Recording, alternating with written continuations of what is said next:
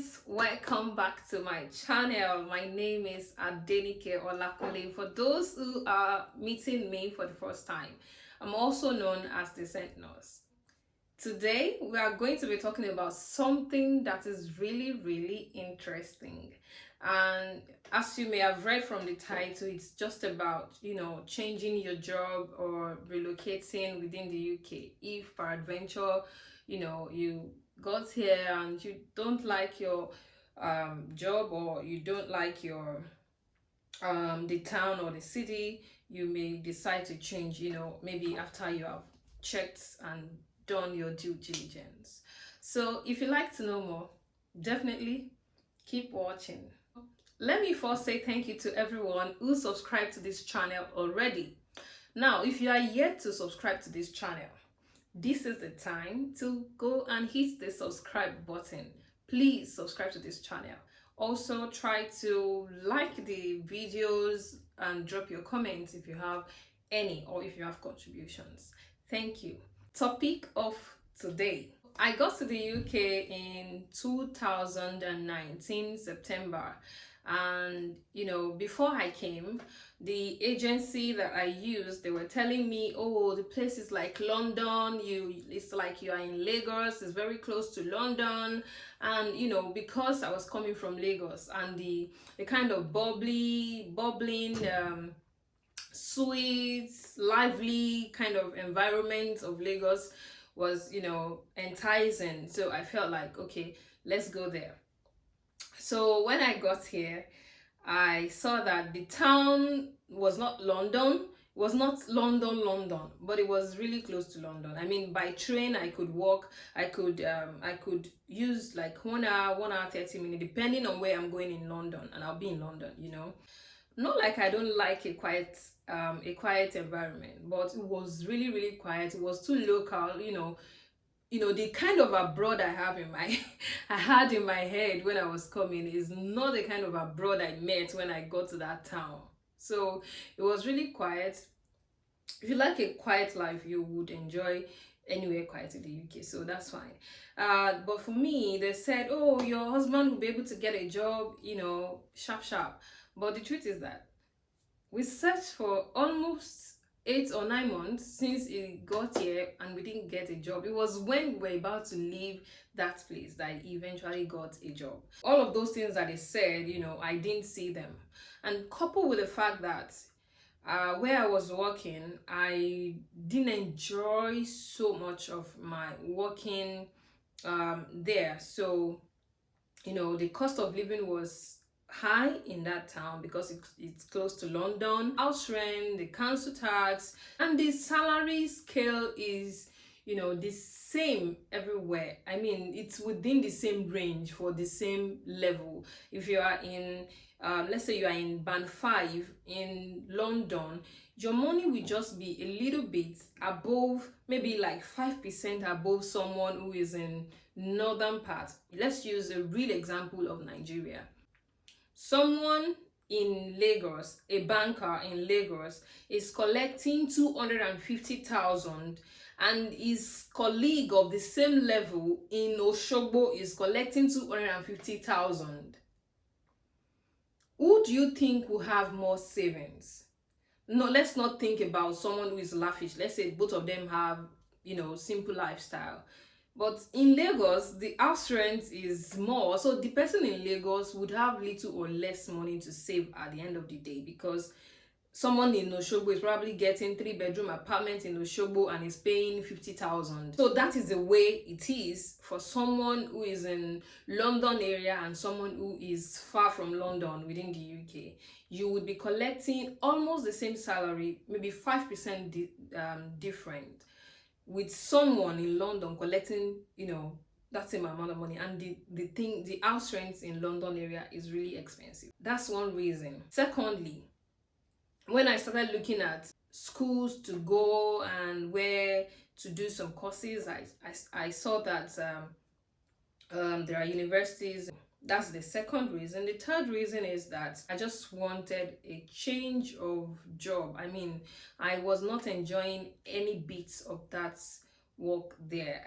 For the first few months, It was like hell because they were giving me the leftover shifts and it was looking like God. I was not able to blend in, make friends with my colleague as much. I just go to work, do the job and go. Maybe one or two people towards the end. So those were my reasons. Peradventure, maybe due to excitement, you just took the offer, London, let's go to London, and you are in London, you don't like it.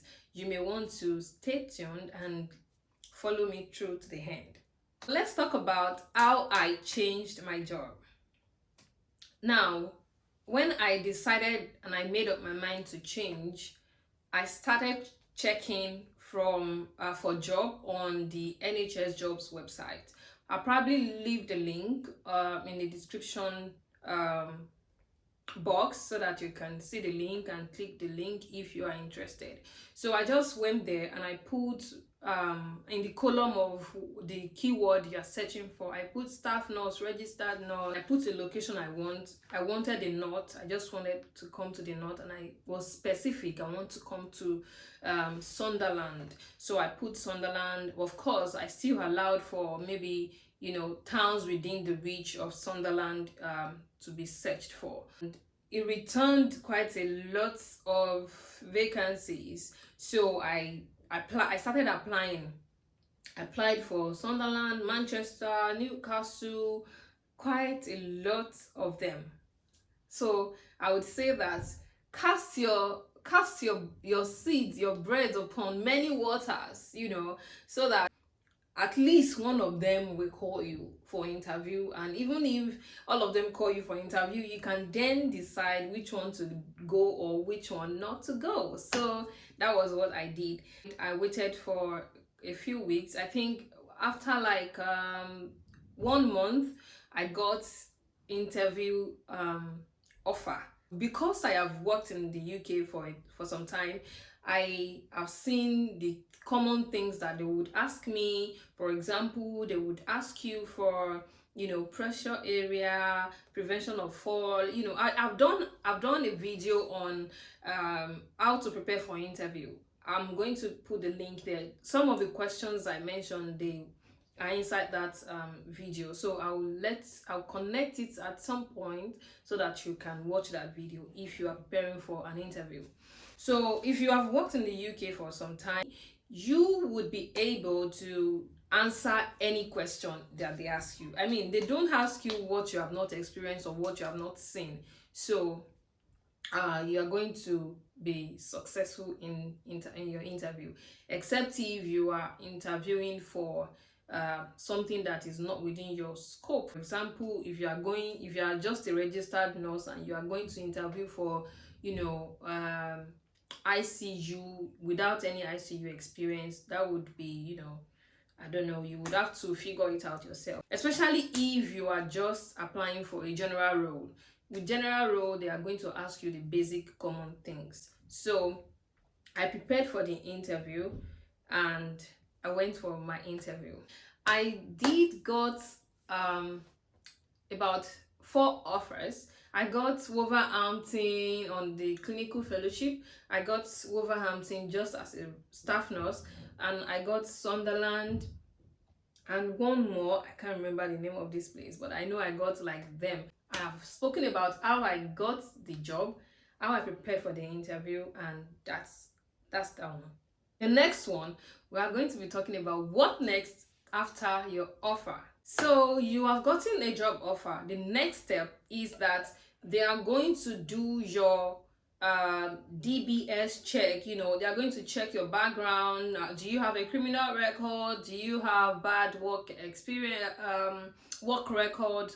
So they are going to contact your references, both your references in the UK and in Nigeria, especially if you are recent, if you have not worked for 3 years in the UK. So they are going to be asking you for your last 3 years experience. I put my ward manager then and the reference I used when I was coming to the UK. And I also did medical checkup. They took my blood samples the same day. They did chest x-ray, everything. They did all the medical checks. When the whole check was done, they proceeded to do my COS. So you are going to need another COS if you are changing your job in the UK. So now they called me and they asked me, oh, we're going to do your COS. When would you like to start working? And I told them, well, I don't mind starting in July. So we agreed, and they put July as my start date on the COS. So I received my COS. What next? The next thing was to apply for my visa. So earlier this year, due to the COVID, they announced in the UK that they are going to remove the health surcharge for the health and care worker visa, and they're going to reduce the price. But it was not effective up until after August. So, and I was going to do my own in June, my visa application in June. So I was not exempted. I paid full tier 2 visa, and I paid IHS again. But if you are doing it, from that August in 2020 up until whatever time, it is still standing now. You can apply and you will not pay IHS. You will just pay 230 something pounds for your visa application. So congratulations to you. You are the one that got it, at the really, really affordable price. So I started my application. COVID was still, there was still the first lockdown in the UK. So I applied for it. I put my new COS there. I told them that I was changing my job, and that's how I just did it. So when it was time for me to submit, I was not able to submit because there was no place to book for my biometric. So I kept on checking. So someone told us to reach out to NHS team at the Home Office. So I reached out, and they told me that they were working on how to book appointments and all of that. So I waited, and I assumed, because I asked them question about resuming, will I still be able to resume in July? And then the person that replied me said, once you have a new COS and you have applied for your new visa, you can still go ahead to your new employer. So with that in my head, I decided to go and get an apartment in my new place, resign at my old place. Alas, I just sent an email to the HR team of the new job that, oh, I'm coming to resume on the 6th of July, and tell me what am I expected to do, what am I expected to bring, and where would I be resuming to. That's how she said, you can't resume. Do you have your visa or your new BRP yet? I was like, no, but I was told I could resume once I have done my application and I have my new COS with me. I was like, Jesus. And the woman was telling me that, no, we are not able to give you a start date until you have your BRP. Remember, I have resigned at my old place. So my very, very keen advice on this is that never resign without having your new visa at hand, or if you have not booked your biometric appointment. Don't resign. Don't resign. I had to call them again at my old place that I'm sorry, I misinformed you. I won't be leaving again and until further notice, because I was not sure when the visa will come out. Ordinarily, your visa should not take more than 4 to 8 weeks when you are already in the UK. So I told them. So they said, no problem. They put me back on the rota, and I was working again. During the visa, I contacted one solicitor, and she told me that you only have to do your own visa. You don't have to do your dependents, especially if they still have long time on their visa. For example, my husband's visa is still going to last for another 2 years plus. So it's just my own that we did. And when that time comes, when his own is about to expire, we are going to do an extension to meet up with my own expiration date. So that's what we are going to do. But I also know that you can apply for them. You know, if you have the money, you can apply for them and do it at once, you know. But we decided to do the extension later, and that's it. So that is about the visa application. The visa application is simple. They are just going to ask you for your passport, the old BRP, and your NMC pin. That's all. They are not asking you for any other thing. Like, you know, when we were coming from Nigeria, they were asking us series of documents. But when you're already in the UK, you don't need series of documents. It's just those things I mentioned. So that is it about the visa. After 3 months, my visa eventually came out, and it was time to resign. So when I was in Nigeria and I had the offer letter, they mentioned that if you are leaving before the end of the contract, before 3 years, you are going to pay back some money. I saw it clearly written in my letter. So I knew, and I was preparing, I was saving towards that. So I contacted someone already, that the agency that helped me with the job when I was in Nigeria.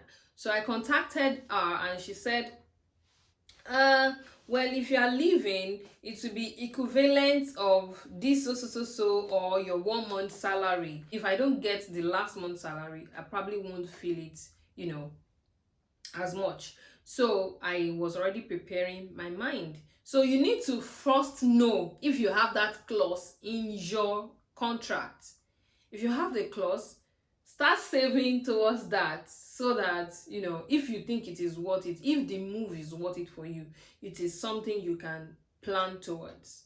So I was already saving towards that, and eventually when I resigned, I was saying, kindly let me know what is expected of me so that I know what to do. But no one was mentioning the money or to pay back or not to pay back. So I know that UK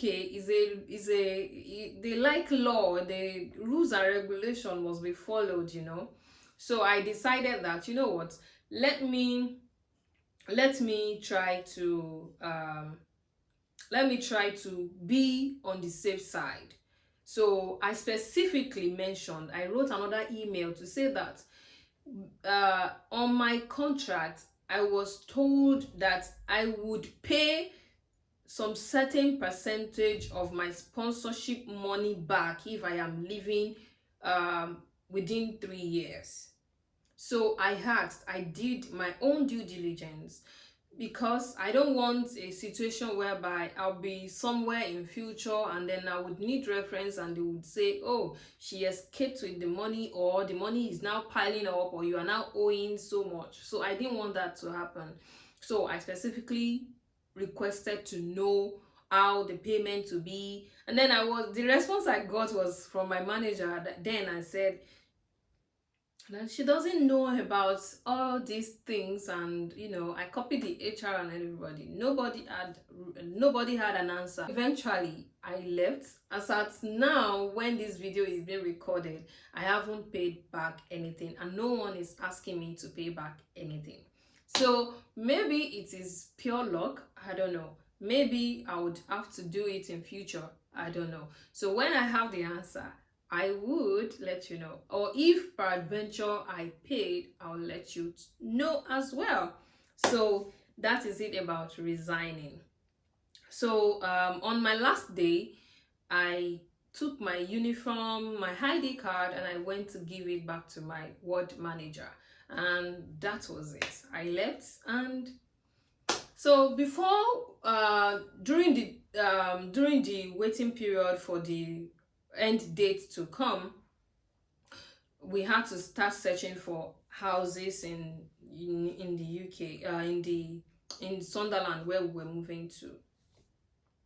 So we searched online, it's easy now. We had some virtual viewing, and my husband had to come to view some physically. When after doing the viewing and all of that, we eventually took one. We took a 3-bedroom apartment, which I really love. I mean, I have a space to myself where I can do my video without any interruption. I like it that way, and we have so much space, that which is one thing that we enjoyed when we are back home, and I miss that so much because we were living in a 1-bedroom apartment before. And my husband likes a garden at the backyard, a garden in front, so we have that here. All our bills now in total cannot exceed 800. That is if it's reached 800, whereas before, 800 alone is our 1 month's house rent. Do you get, excluding all the other bills? So that is it. What are the likely questions you are going to be asking in the comment section? Please let me know.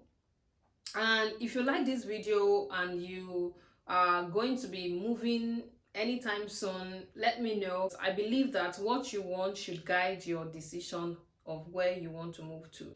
I mean, if you are still single, you don't have any responsibility back home, no one is asking you for money, you are the one enjoying your money, it is good to be in London.